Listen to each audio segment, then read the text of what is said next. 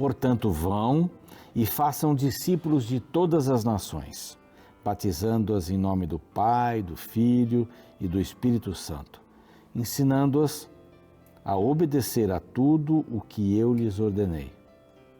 E eu estarei sempre com vocês até o fim dos tempos. Último texto de Mateus, Mateus 28, versículo 19. Último texto. É uma ordem, né? É imperativa essa é uma, lógico, né? Redundante dizer que uma ordem é imperativa, mas é Deus dizendo, vão e façam discípulos. Como é que a gente faz discípulos em todos os lugares? Sendo Jesus para essas pessoas. Não é só sentar com essas pessoas e passar um corpo de doutrinas e tal, é mais do que isso, é viver o Evangelho. Ensinar a pessoa a viver o Evangelho com a nossa vida. Eu gosto dessa frase, não sei quem disse essa frase, mas nós somos a única Bíblia que muitas pessoas lerão. Gosto demais, nem sei se essa frase é assim mesmo. Mas quem marcou esse texto para mim aqui na Bíblia, que eu ganhei dos jovens lá da comunidade adventista do Morumbi, na minha despedida, foi o Josué. Ô Josué, um grande abraço para você, meu querido. Deus te abençoe bastante aí na sua vida, suas decisões. Gostei muito desse verso. É um convite, né? Convite imperativo para que eu possa ser Jesus para as pessoas, sair, fazer discípulos. E aí vem o batismo, depois vem o batismo. Com muita alegria, como você também foi batizado, e eu tive o prazer imenso de batizar você.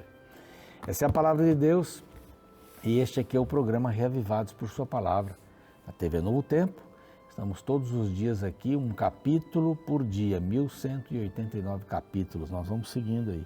Já passamos da metade da Bíblia, já vamos entrar logo nos profetas menores, profetas posteriores, são aqueles profetas que têm um livro menor, e logo vamos entrar no Novo Testamento, vai ser muito legal. Quero oferecer para você essa revista maravilhosa aqui, olha. É um pão quente, saiu recentemente, Eu Creio. Essa revista Esperança, né, aqui da Novo Tempo, um guia de estudos da Bíblia, revelando a palavra de Deus. Eu tenho dito que são 28 estudos, 28 temas que estão distribuídos em 15 temas. As principais doutrinas da Bíblia, né? Deus, a criação, o plano da redenção, a lei, o sábado, o que a Bíblia fala sobre a morte, os sinais da volta de Jesus, novo céu, o batismo, muito, muito interessante. O pastor Leidivan Ross preparou essa revista com muito carinho e você pode recebê-la gratuitamente pelo correio, enviando uma mensagem aqui para este número de WhatsApp, tá bom? Bem simples, né? Bom, nós estamos no YouTube, o nosso canal é Reavivados por Sua Palavra NT. Muitos já sabem disso, mas tem muita gente sempre chegando, e a gente tem que falar isso, né? Se você não está ainda inscrito, vá lá, se inscreva no nosso canal, tem esse NT no final, porque ele é oficial aqui da Novo Tempo, tá bom? Você se inscreve, clica no sininho para receber as novidades, dá o seu like também, por ali, isso é importante para a gente, quanto mais gente, é assim que funciona. E nós queremos que você espalhe essa mensagem, copie o link do programa, o link do capítulo do dia também. Nós estamos no NT Play, tem vários conteúdos além dos da TV ali, no Deezer, no Spotify. E nós temos que agradecer um grupo muito especial, são as pessoas que fazem parte dos Anjos da Esperança. Olha que legal, essa revista aqui que você viu é justamente um apoio dos Anjos da Esperança através das doações, não é? E a minha pergunta é se você quer também ser um anjo da esperança e ajudar a Novo Tempo pregar o Evangelho em português e espanhol para todo mundo. Então, tem um outro WhatsApp aqui, não é o mesmo da revista, tem um outro WhatsApp. Você manda uma mensagem, o que é o Anjo da Esperança, como é que eu posso participar? Seja bem-vindo, tá bom? Vamos para um rápido intervalo e depois, ao chegarmos, vamos passar aqui esse capítulo bacana, o 32, vai fechando esse aspecto aqui dos egípcios, não é? Vai fechando, é uma parábola, mais ou menos uma parábola, uma alegoria, essa é a palavra, sobre a morte e tal, você vai gostar bastante, é bem interessante, tá bom? Então eu aguardo você já já.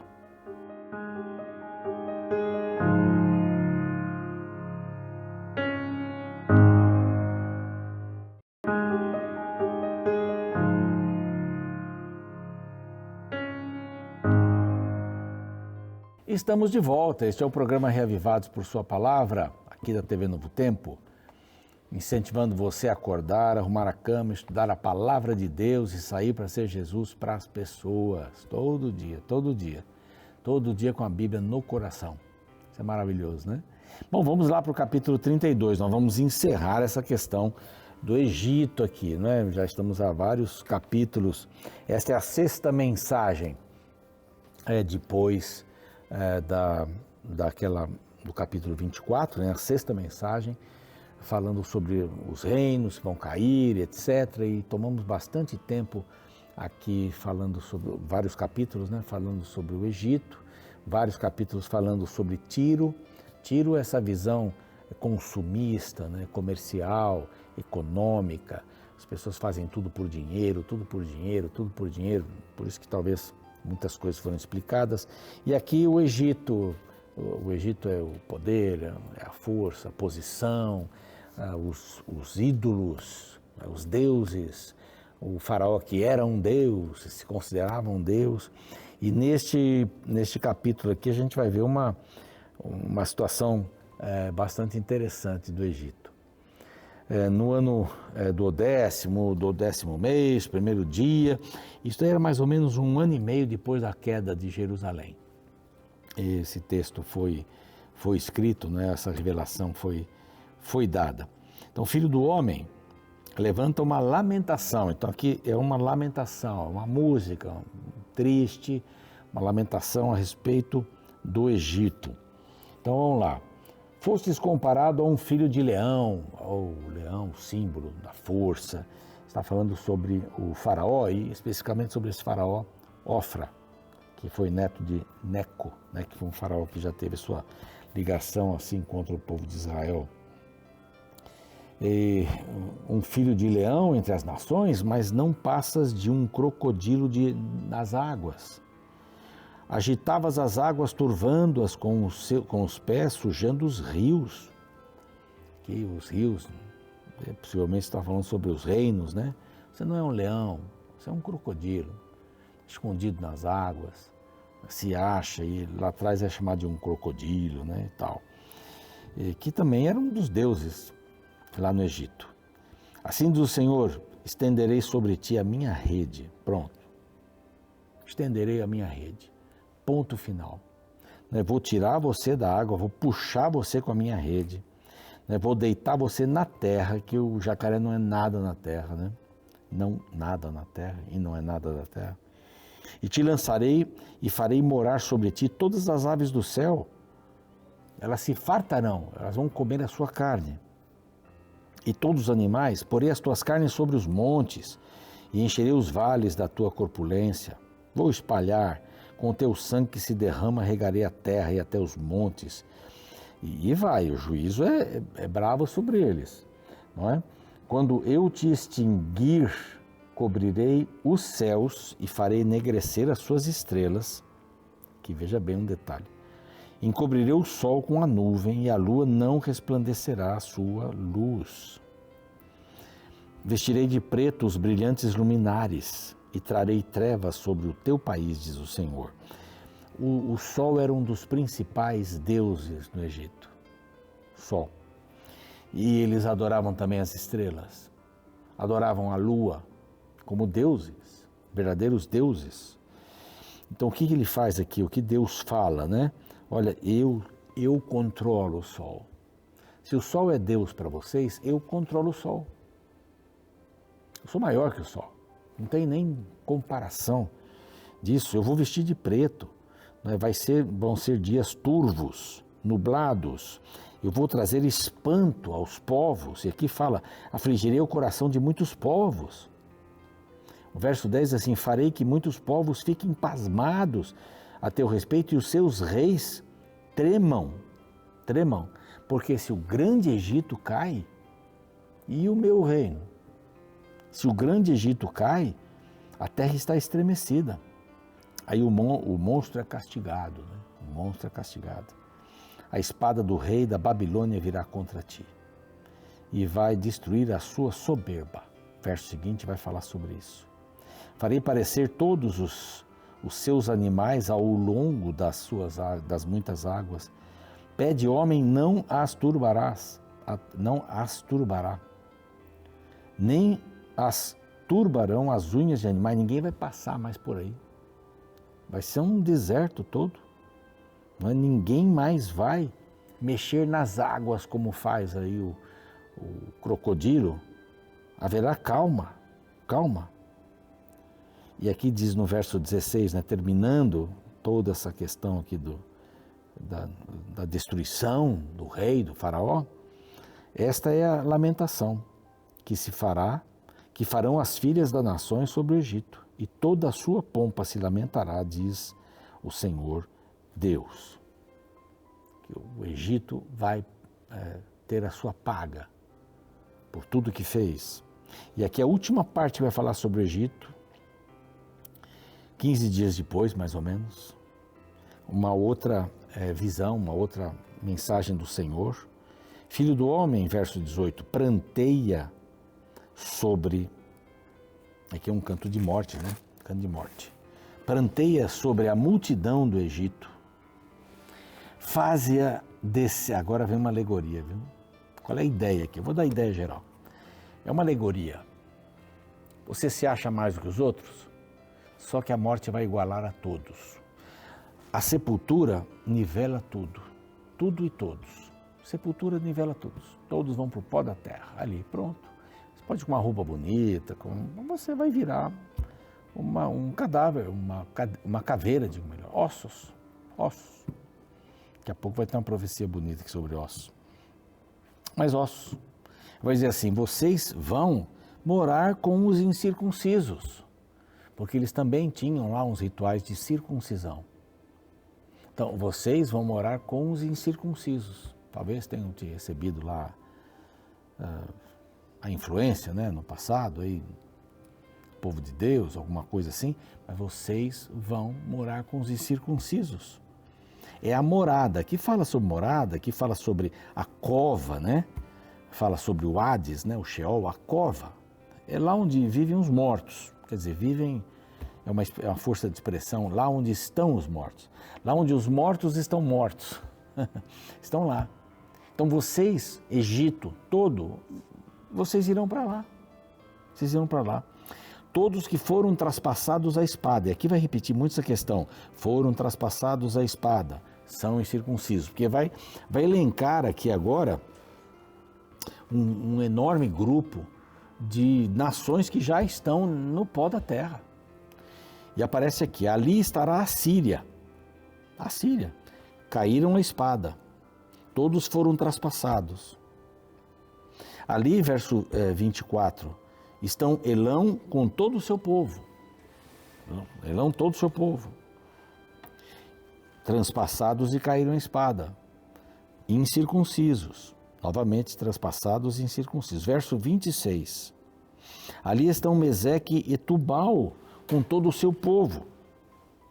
Os hititas, né? Ao redor deles estão no sepulcro, incircuncisos e transpassados, e traspassados, né? Traspassados. A espada é a palavra usada aqui na Bíblia. Bom, e não se acharão com os valentes de outrora. Estão lá, caíram e desceram ao sepulcro com as suas próprias armas de guerra. Vão lá. Também tu, Egito, serás quebrado. No verso 28. No meio dos incircuncisos jazerás com os que foram traspassados à espada. Ali está Edom. É Esaú, né? Traspassados à espada, incircuncisos, verso 29. Verso 30. Ali estão os príncipes do norte. Todos eles e todos os sidônios que desceram com os traspassados, envergonhados com o temor causado pelo poder, e jazem incircuncisos. Faraó os verá. Quer dizer, lógico, não existe vida após a morte, né? Nós já vimos vários textos aqui, né? Quando o pó da terra volta à terra e o fôlego da vida volta a Deus. Não é um espírito que fica vagando por aí, etéreo, transparente, não é? Isso volta, não deixa de existir a vida. O fôlego volta, esse é o espírito é o fôlego, né? Nós já vimos várias vezes. E aqui diz, Faraó os verá, ele está falando isso, né, antes, né? Faraó os verá. E se consolará com toda a sua multidão, o próprio Faraó e todo o seu exército, pelo que jazerá no meio dos traspassados, serão traspassados, porque também eu pus o meu espanto na terra dos viventes, pelo que jazerá no meio dos incircuncisos, com os traspassados à espada, Faraó e todo o seu povo, diz o Senhor. No reino da morte não há reis, não há príncipes. O reino da morte nos iguala a todos, e essa é a ideia. Vocês são muito, assim, ostensivos, ostentadores, né, orgulhosos, mas lá vocês vão ficar iguais, junto com os outros que já foram. Não existe vida, eles não vão ficar conversando, eles não vão ficar olhando, está lá o rei da Síria, não vai, nada disso. Por quê? Porque não é assim que funciona, não é assim que a Bíblia funciona, isso é uma alegoria, isso é uma força de expressão. A morte nivela tudo. Nivela tudo. Aí estavam me dizendo, esses dias, tem esses grupos de motos, né? Moto, e tem caveiras e tal. Por que tem a caveira? Aí estavam me explicando, a caveira é porque todos são iguais.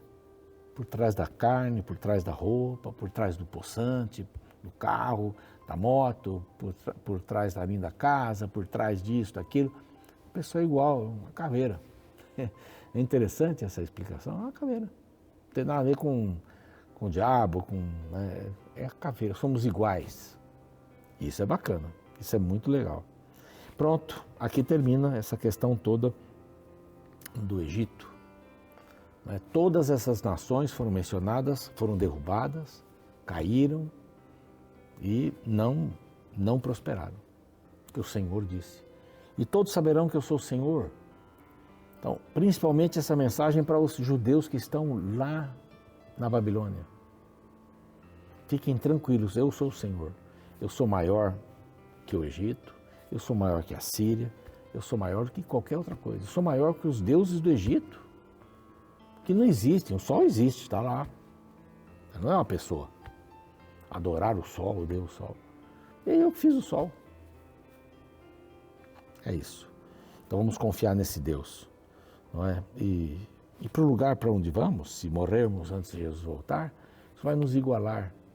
Então vamos ter o melhor tipo de vida que nós pudermos ter aqui. Respeito pelo ser humano, respeito, não pise ninguém, não se ostente, não humilhe ninguém. Nós vamos ser iguais.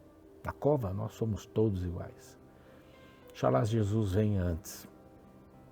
Mas se descansarmos antes da sua vinda, que ressuscitemos na primeira ressurreição, quando Ele voltar e chamar os mortos que morreram em Cristo. Vamos orar? Pai amado, há uma diferença muito grande daqueles que morrem sem esperança e dos que morrem com esperança.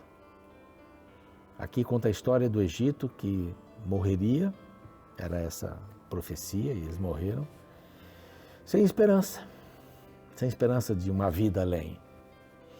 Eles estariam nivelados na fraqueza, na humilhação daqueles que já foram.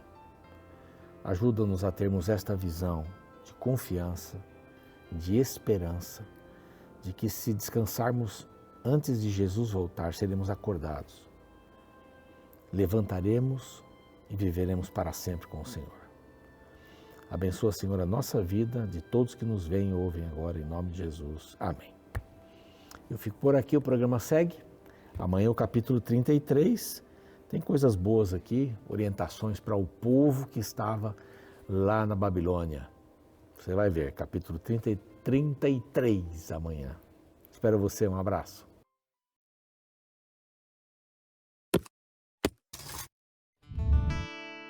Um adjetivo negativo que aparece diversas vezes na Bíblia é a palavra soberbo.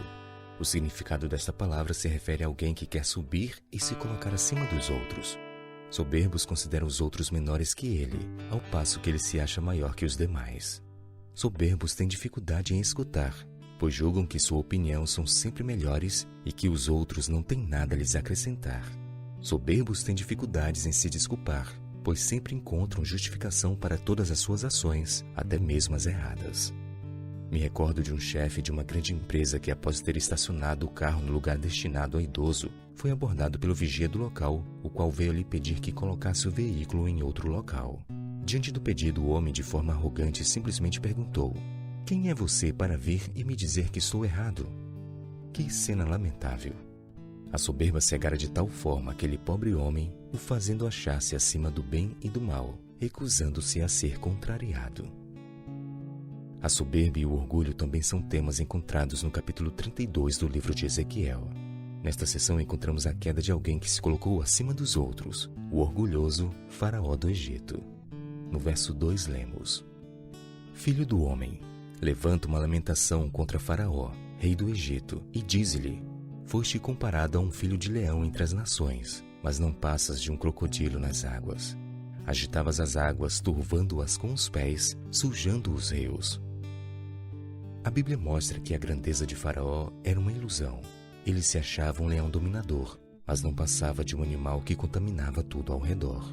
É uma grande incoerência, pois a soberba cega e faz com que o soberbo se enxergue grande, enquanto que na realidade é pequeno.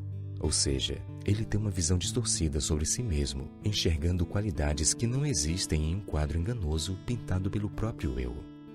E sabe, ao refletir neste texto, precisamos estar alerta para que não venhamos a cair na cilada da soberba. Isso porque muitas vezes, quando nos comparamos com os outros, podemos enxergar desigualdades que não são reais, mas apenas aparentes.